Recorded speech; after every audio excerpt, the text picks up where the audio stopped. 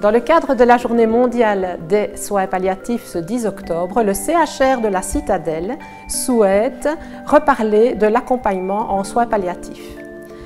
Les soins palliatifs veillent à gérer les douleurs, entre autres, et autres symptômes d'inconfort, mais aussi permettent de créer un espace où le patient et où sa famille et où les intervenants de première ligne peuvent venir discuter, peuvent venir déposer leurs questions et essayer de trouver des solutions qui sont singulières à chaque situation. Alors, pour faire circuler aussi la parole au niveau des soins palliatifs, il y a des outils, même si on n'aime pas trop ce mot « outil », mais en tout cas, nos psychologues se sont réunis pour écrire 2 livres qui traitent de ces sujets.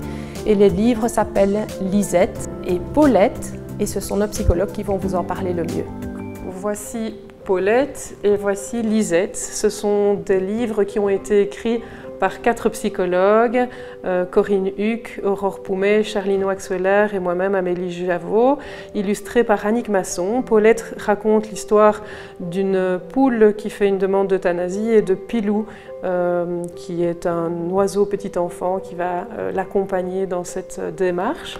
Et Lisette, c'est l'histoire de la fin de vie, alors racontée aux petits et aux grands, avec Pilou, le même petit oiseau, la même poule qui s'appelle ici Lisette. Et là, on va alors vivre l'accompagnement en soins palliatifs du point de vue de l'enfant, mais aussi du point de vue des grands. Et avec Corinne Huck, on va vous lire un extrait.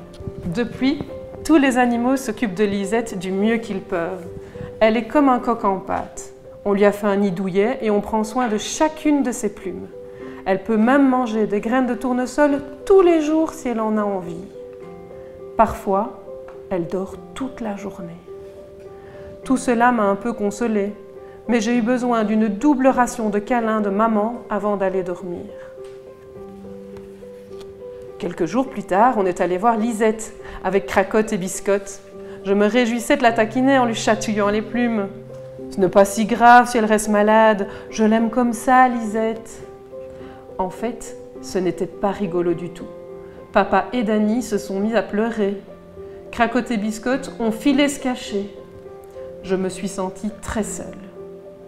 J'ai rassemblé mon courage pour oser demander « Qu'est-ce qui se passe ?» Papa m'a expliqué. Lisette a mal partout. Elle est fatiguée et elle ne peut presque plus bouger. Tu dois savoir que Lisette va mourir. Lisette m'a dit d'escalader son nid et elle m'a serré contre elle plus fort que d'habitude. Le docteur a dit qu'il pouvait aider Lisette à ne plus avoir mal. Moi, je n'ai rien compris du tout. Le docteur doit la soigner. De retour à la maison, j'ai élaboré un plan. Et si je restais tout le temps serrée contre Lisette? J'ai senti que cela lui faisait du bien, et à moi aussi. Si je suis le plus gentil du monde, elle ne va peut-être pas mourir. Papa est allé très souvent voir Lisette. Le docteur et les infirmiers se sont relayés à son chevet. Maman a versé des larmes dans les bras de Lisette. Même Gaspard, que Lisette n'avait plus vu depuis longtemps, est venu lui rendre visite. J'ai offert mon plus beau dessin à Lisette. Je l'ai serré aussi longtemps que je le pouvais. Elle m'a dit merci et qu'elle m'aimait très fort. Elle était très fatiguée. Lisette n'allait pas mieux. Quand est-ce que Lisette va mourir? Personne ne le sait, a dit maman. La maladie de Lisette grandit.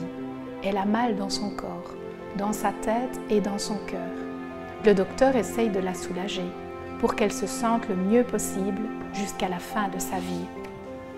Maman m'a aidée à me rappeler les bons moments passés avec Lisette.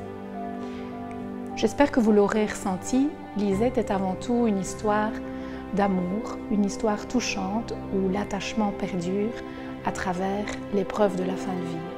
Si vous souhaitez vous procurer Lisette, vous pouvez donc dans toutes les bonnes librairies. Vous pouvez également nous contacter au niveau de l'EMISCA, ici au CHR, au 04 321 70 53.